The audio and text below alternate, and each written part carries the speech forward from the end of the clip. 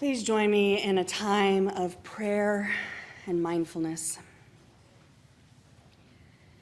Spirit of love and of life, we are gathered here to make our moment together sacred. It is made sacred through our love for one another, our concern and caring. When one of us celebrates, we all celebrate, and when one of us hurts, we all hurt. But may the pains and hurt be softer because we are wrapped with care and love. May the joys be expanded upon and multiplied because the people around us celebrate with us. May we each feel love this day and know we are worthy of love just for being ourselves. In the name of all that is holy, amen.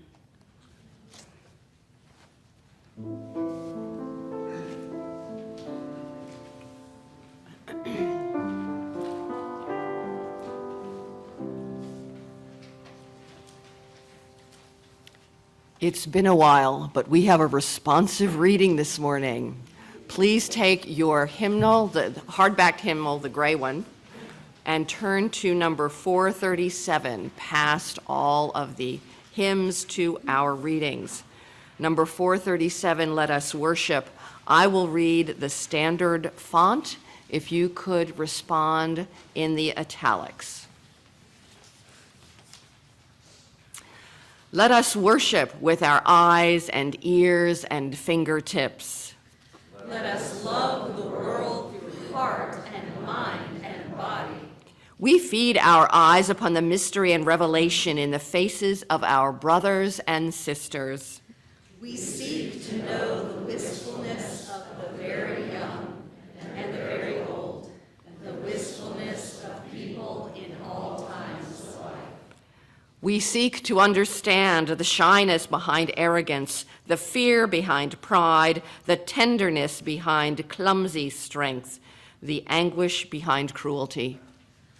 All life flows into a great common life if we will only open our eyes to our companions. Let us worship, not in bowing down, not with closed eyes and stopped ears. Let us worship with the opening of all the windows of our beings, with the full outstretching of our spirits. Life comes with singing and laughter, with tears and confiding, with a rising wave too great to be held in the mind and heart and body, to those who have fallen in love with life. Let us worship and let us learn to love.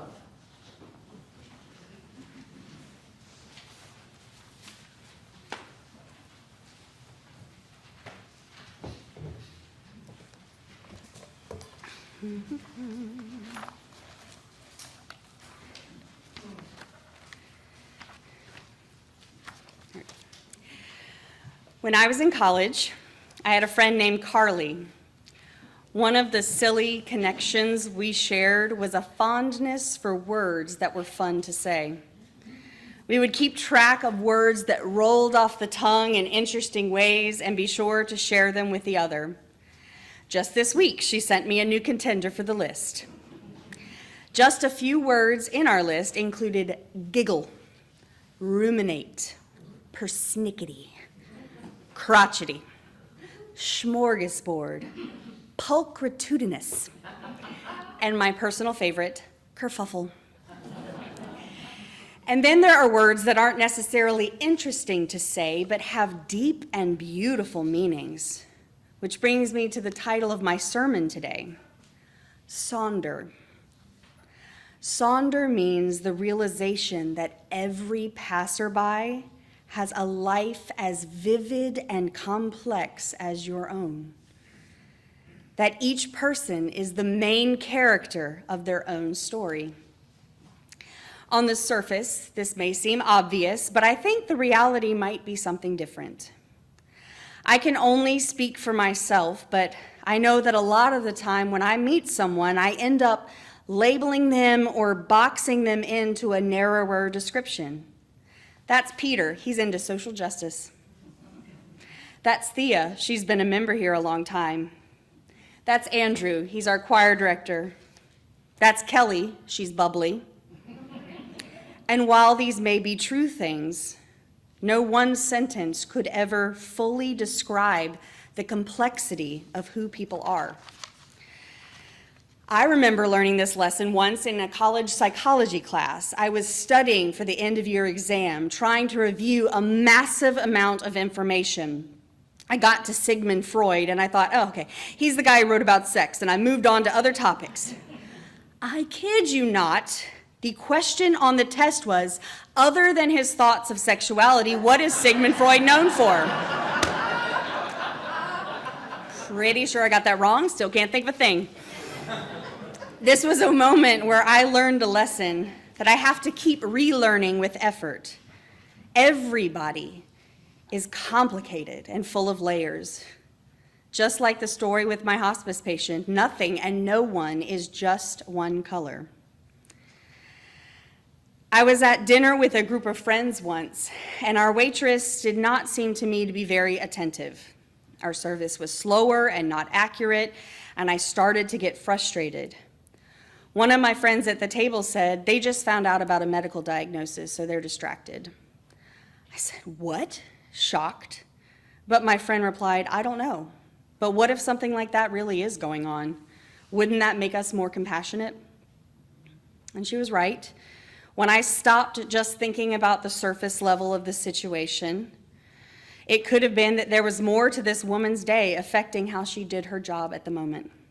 And for my friend, using her imagination to create a potential backstory helped her exercise compassion. It reminds me of one of my favorite quotes. Everyone is fighting a battle you know nothing about. Be kind always. I'll be the first to admit that knowing a person's struggles often helps me to be kinder, softer. But we won't always know the details of what's going on in people's lives. So that leaves us with a choice of how to interact with them. Will we choose to intentionally imagine someone else's situation, to flex our sympathy and empathy muscles when confronted with people we don't know well or don't understand? Why should we consider this? Because doing so will not only impact the way we interact with others on a daily basis, but I propose it can fuel our interactions on a larger scale as well. In cases of injustice, don't waver on your resolve or purpose, but it might help considering the other person's life experiences. To imagine how some people might be operating out of fear, or that they may not have had experiences that led to open-mindedness for a particular cause. The version of who I was 20, 25 years ago was very different. I was more limited, more closed-minded, and less willing to consider that other people had a right to make their own choices, thinking that I knew better for them because of my religious beliefs at the time. I would never have evolved into my compassion and earnestness for justice with only hatefulness and judgment turned my way. We can't hate or berate ourselves or others into a version we'll love. It's important to move forward with kindness and be willing to consider someone else's perspective, especially when you don't know the whole story. But stay true to your core and your truth. Because I'm definitely not suggesting that any of us roll over on our own ideologies. I'm proposing a way forward that helps us remain authentic to who we are while continuing to engage with those who think, believe, and act differently to us. Some of my friends know this, but a question I will often ask myself in times of conflict is, how can I share what I need to, but in such a way that will continue the conversation? How can I say what I need to while being able to continue the conversation? Because in any given situation, I could certainly find many ways to get my point across, but will they be in such a way where the other person will remain engaged in the conversation, or will brutal honesty shut down any further communication? Some of y'all know this about me. I love nesting dolls. I love them so much. I love the artwork. I love the designs. I love the symbolism. I have been collecting them for over 20 years. Recently, Emma asked to watch a movie called Rise of the Guardians with me. In it, the Santa Claus character is called North, and he's having a conversation with Jack Frost. Jack Frost doesn't believe he's special enough to be included in this group of guardians. And North says to Jack, if the man in the moon chose you to be a guardian, you must have something special inside. So then he takes a nesting doll of himself out, and he opens it layer by layer. And the first one he says, here, this is how you see me, no? Very big and intimidating. But you get to know me a little, and Jack Frost says, you're downright jolly. And he says, yes, but not just jolly. I am also mysterious. And I am fearless. And I am caring. And then he talks about his core.